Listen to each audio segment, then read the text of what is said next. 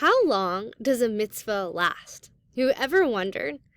This connection that we're talking about of absolute merging with God's will, where our divine garment of speech and thought are completely one with God, how long does that actually last for?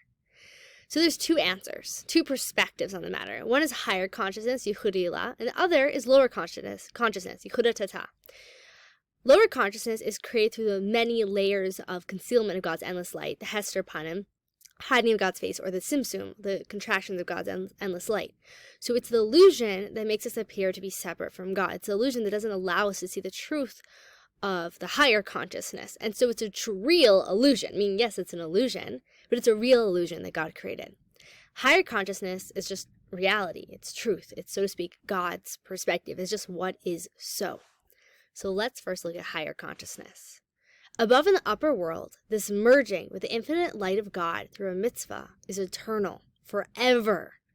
Why is it forever? How does that happen? Because God and His will transcend time. So like we've spoken about earlier, Chachma, the power of wisdom in our soul, is that gateway to infinity. It allows something beyond us to trickle down into our being. That's that part of ourselves that is open. And we talked about how Chachma transcends time as it transcends form. Because it's not looking at things in terms of form, is looking at things in terms of godly awareness. So meaning even like, let's say, looking at this vase.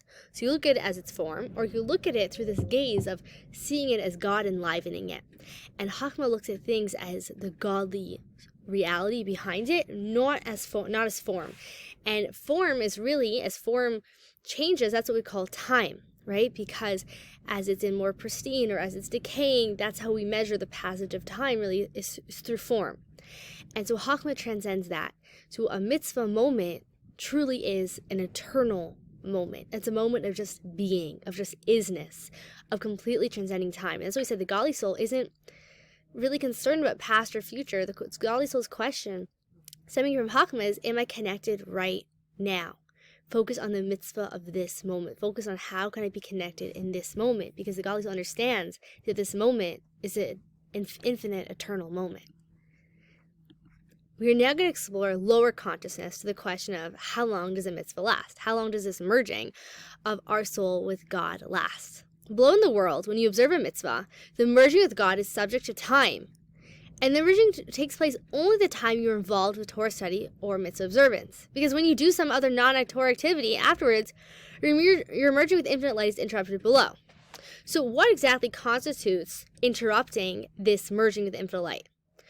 Your merging with infinite light remains with you as long as you keep the party going. Meaning, if you continue to be learning Torah or do mitzvahs or prayer, as long as you're in that Torah, mitzvahs, prayer lens, so therefore the divine light remains completely one with you, right? In this merging with your godly soul's aspect of thought, speech, or action, depending what's being engaged in that Torah study or mitzvah. So it even gets better. Check this out. If you put on mitzvah glasses, okay, through the lens in which everything becomes a mitzvah, then taking care of bodily needs or doing necessary business for the sake of heaven will not interrupt a previous connection. Meaning you can keep that merging of the infinite light with your being alive as long as you keep that mitzvah lens. Meaning, let's say you did your morning Torah study. Great, you're in that merging with godliness. You pray, you're in that merging with godliness. But now it's time to go eat breakfast. But you're like, wait, I'm eating breakfast so I can continue having this divine connection with Hashem through being in a body, right? And taking care of this body and doing the mitzvah, Shamar es nafshcha ma'od ma'od, of guarding my soul and taking good care of my health. And you know what? I need to go check an email after breakfast because I am in this business so I can make money to be able to give tzedakah and support my family to live a Torah life, right? And buy my food for Shabbos, right? So all of your daily needs can be through the mitzvah glasses, in which case you are extending even that moda ani from the morning all the way through Kriyat Shema at night, meaning it is one long, continuous merging with God, meaning that moment of infinity, even from down here, from this consciousness of this lower world, can be extended throughout the entire day, meaning you're allowed to take on the lenses of eternality, meaning the higher worlds, we see it as it is eternal, because every moment's eternal. But in our perspective down here, every moment is its own fragmented pieces of existence.